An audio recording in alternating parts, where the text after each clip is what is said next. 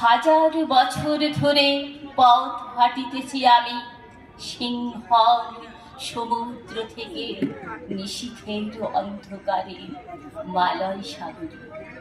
অনেক ঘুরেছি আমি বিম্বিসার অশোকের ধূসর জগতে। সেখানে ছিলাম আমি আরো দূর অন্ধকার বিদর্ভ নগরে। আমি ক্লান্ত প্রাণ এক, চারিদিকে জীবনের সমুদ্র সফেন। আমাদের দুদণ্ড শান্তি দিয়েছিল নাটোরের বনলতা সেন। চুল তারে কবেকার অন্ধকার বিদিশার নেশা, মুখ তার শ্রাবস্তির কারুকার্য।